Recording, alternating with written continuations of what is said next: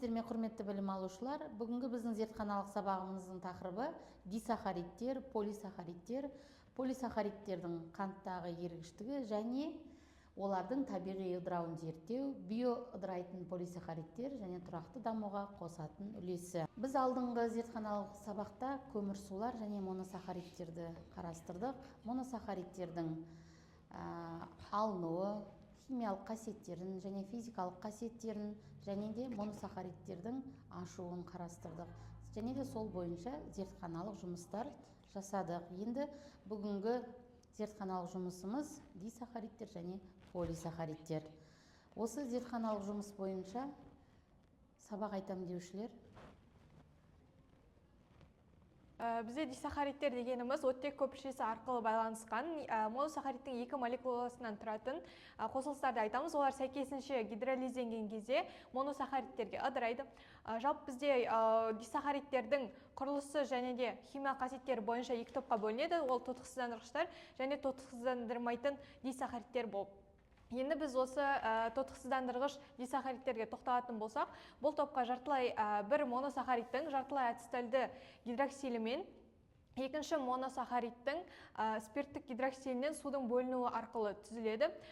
Бұлардың құрамында жартылай ацеталь болғандықтан оларда таутомерлік өзгеріске ұшырайды. Соның нәтижесінде азозондар түзіледі және де олар бізде мыс пен күміс оксидтерін тотықсыздандырады. Осыған байланысты оларды тотықсыздандырғыш дисахаридтер деп атайды.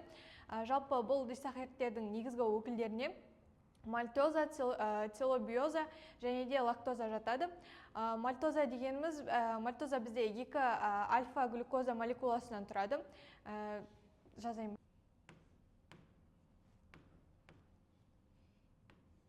Альфа-д-глюкозаның екеуінің қосындысының молекуласынан бізде альфа-мальтоза түзіледі.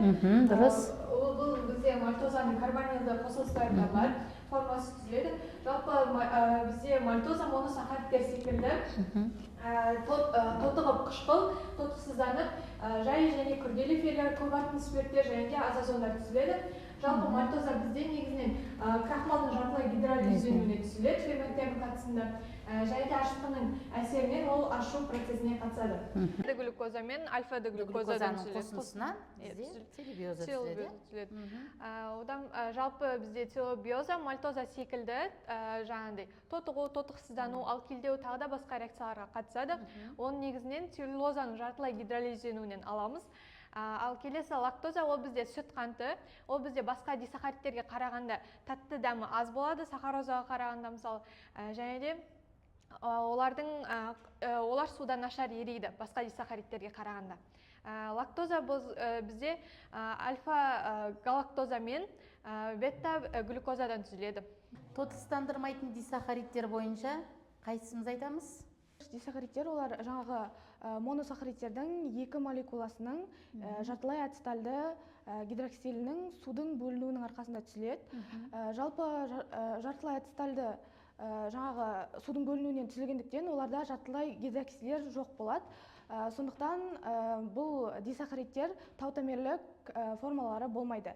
Өзгеріске ұшырамайды. Одан бөлек бізде бұлардың жаңағы тотықсыздандырғыш қасиет көрсетпейді. Одан бөлек және де бізде одан бөлек олардың ең басты жаңағы өкілдері деп айта кетсек болады. Сахароза және де трегалозаны айтсақ болады. Оның ішінде сахарозаға толығырақ тоқтала кетейік. Сахароза бізде қамыс қанты деп аталады. Одан бөлек қызылша қанты деп те айтсақ болады. Жалпы альфа-д глюкопероза мен бета-д фруктозадан түзіледі. Жалпы осы сахарозаның өзі оңай гидролизленетіндіктен ол жаңағы сол глюкоза мен фруктозаның қосылысы деп айтамыз. Жазып атқан. Келесі бізде полисахаридтер. Полисахаридтер бойынша крахмал және целлюлоза бойынша бізде кім айтады? Айта ғой Гүлназ. Бізде полисахаридтер бұл моно және дисахаридтермен салыстырғанда өзгеше болып келеді. Олардың құрылысы аморфты болады және де олар суда ерімейді. Еріген жағдайда коллоидты ерітінділер түзеді. Олардың дисахаридтер мен моносахаридтер сияқты олардың тәтті дәмі болмайды. Сонымен қатар осы бізде полисахаридтерге жалпы ең маңызды өкілдері целлюлоза мен крахмал болады. Олар табиғатта өте кең таралған, сонымен қатар биологиялық және де техникалық үлкен маңызға ие болып келеді.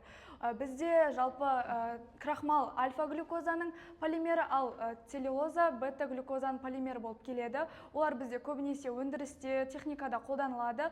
Сонымен қатар осы крахмалға тоқталатын болсақ, крахмал бізде негізінен жүгері және де картоп дәндерінен алынатын болады. Сонымен қатар ол өсімдіктердің маңызды қорегі болып саналады. Өсімдіктердің тамырларында, жапырақтарында кездеседі. Өндірісте жалпы осы крахмалды жүгері және картоп дәндерінен алатын болады.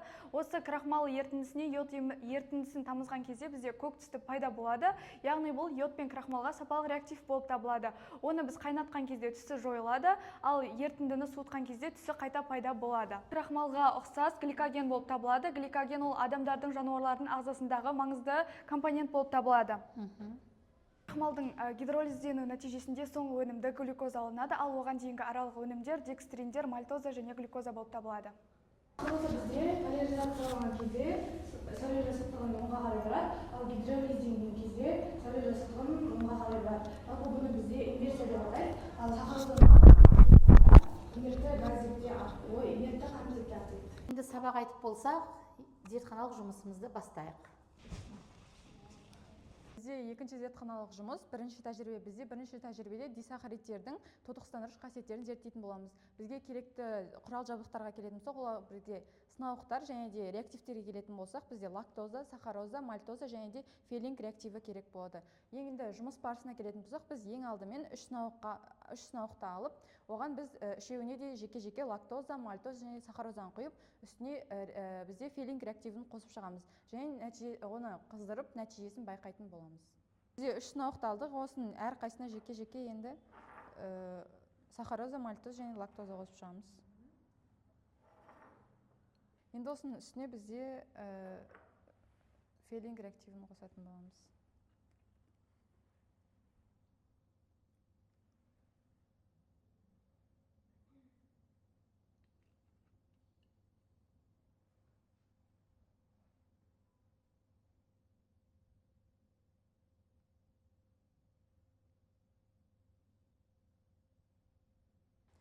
Біз бұл зертханалық нәтижесінде дисахаридтердің тотықсандырғыш қасиеттерін зерттедік. Бізде екінші тәжірибеде сахарозаның гидролизін анықтайтын боламыз. Ол үшін бізге керекті құрал жабдықтарға келетін болсақ, сынауықтар, сахарозаның өзі, фелинг реактиві, күкірт қышқылы және де бізге керегі күмістің аммиакты кешені керек болады. Жұмыс барысына тоқтала кететін болсақ, бізде ең алдымен екі сынауық алып, екі сынауыққа біз 1-2 мл сахарозаны құйып, одан кейін оның үстіне біреуіне ғана күкірт қышқылын қосып, бізде су моншасында 3-4 минутқа қыздыратын боламыз. Одан кейін су моншасынан шығарып, оны суытқаннан кейін жеке-жеке бірінші фелинг реактиві мен екінші бізде күміс гидроксидті аммиакты кешенімен әрекеттестіретін боламыз.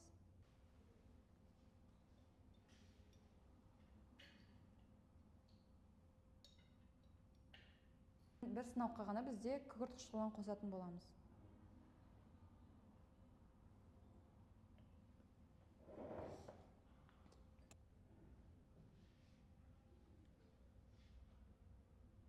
Келесі тәжірибе бізде дисахаридтердің сілті ертісінде купрум сульфатымен әрекеттесу реакциялары. Реактивтер натрий гидроксиді, лактоза, сахароза және купрум 2 сульфаты керек болады.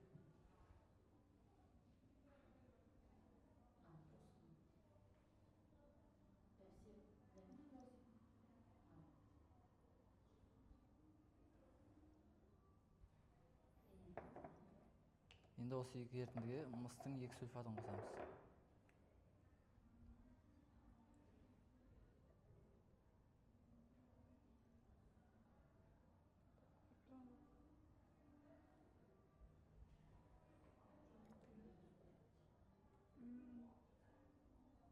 Мыс сульфатының қанттары түзілетін болады өнімде, сондықтан бозғылт көк түсті ерітінді пайда болады. Бізде келесі төртіншіміз, яғни сүттегі лактозаны анықтау. Бізде керекті құрал жабдықтарға сүт, яғни сірке қышқылы, және сынауық керек болады. Сонымен қатар сілті және де филинг реактиві, фенофталин керек болады. Бізде химиялық стақанға ең алдымен осы сұйылтылған сумен сұйылтылған 5-7 мл сүтті құйып аламыз және шыны таяқшамен араластырамыз. Содан кейін бірнеше тамшы сірке қышқылын құйып аламыз. Яғни біз қышқылды ортада ақуызымыз коагуляцияланады. Сонымен қатар қабыршақты бет пайда болады. Сонымен қатар осы қоспаны біз сүзіп аламыз. Сүзіп алғаннан кейін индикаторлық фенофталин ерітіндісі, яғни сынағы арқылы біз осы 10% натрий гидроксиді арқылы сілтілік ортаға айналдырамыз. Осы сілтілік ортаға айналдырғаннан кейін осы алынған сілтілі ерітінді, 2 мл сілтілі ерітіндіні біз құйып аламыз. Содан кейін 2 мл филинг реактивін құямыз. Содан кейін бізде қоспаны араластырып, жоғарғы бөлігі қайнағанша қыздырамыз. Целлюлозаның мыс аммиакты ерітіндісінде, яғни Швейцария реактивінде еруі. Ең алдымен бізге қажетті құрал жабдықтар мен реактивтер, ең алдымен бізге сынауық қажет болады. Сонымен қатар мыс аммиакты ерітіндісі және де күкірт қышқылы қажет болады. Ең алдымен біз сынауыққа 5 мл мыс, яғни аммиак ерітіндісін саламыз, яғни құятын боламыз.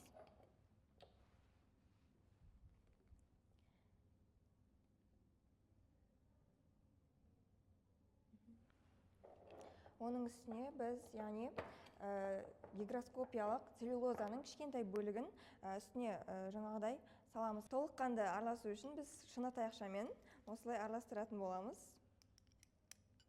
Көгілдір, мөлдір түсті сұйықтық түзіледі. Келесі біз осындай стаканға, яғни жылы суға 2-3 мл жаңағы күкірт қышқылын сумен араластырып аламыз. Күкірт қышқылымыздың 2-3 мл жылы суымызға тамызамыз.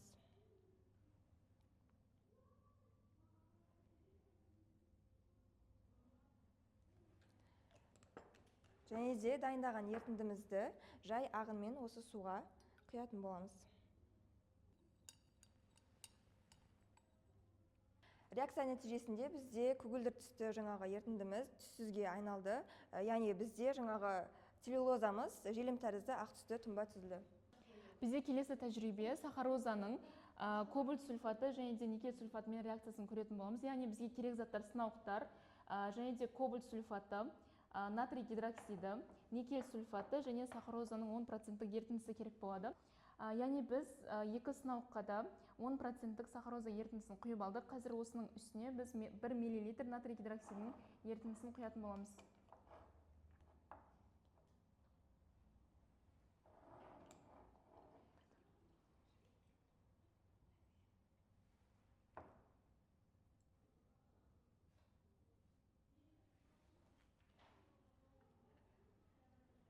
Міне бізде кобальт сульфатын құйған ерітінді күлгін түске өзгеру керек, яғни күлгін түске өзгерді. Келесі бізде никель сульфаты.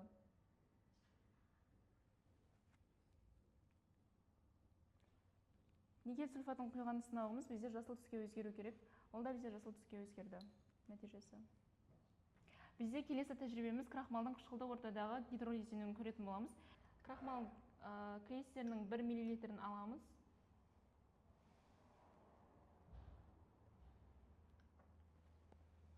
Және оның үстіне H2S4-ті құямыз.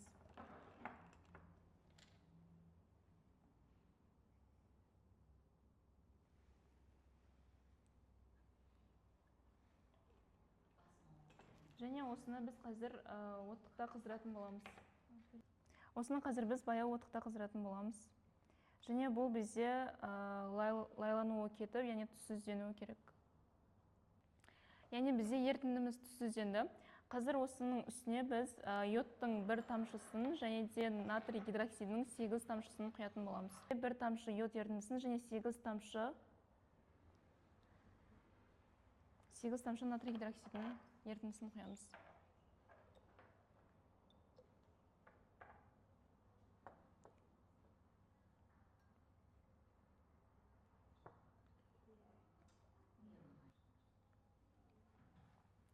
Бізде 8 тамшы болды. Ерітіндіміз түссізденді. Зертханалық жұмысымызды жасап болды. Келесі біз осы зертханалық жұмыс бойынша тақырыпты қорытындылаймыз, балалар. Мына тапсырмаларды орындап өткізесіздер. Зертханалық жұмыстар бойынша балдарыңызды универ жүйесіне қойылды. Тапсырма құрастырылған. Қазір жазып жатқандарын түсірсеңдер, қарамай отырып. Жаза бер, артына осыны жанына жаза беріңдер. Құрметті білім алушылар, осымен біздің 3-ші зертханалық жұмысымыз аяқталды. Қош, сау болыңыздар.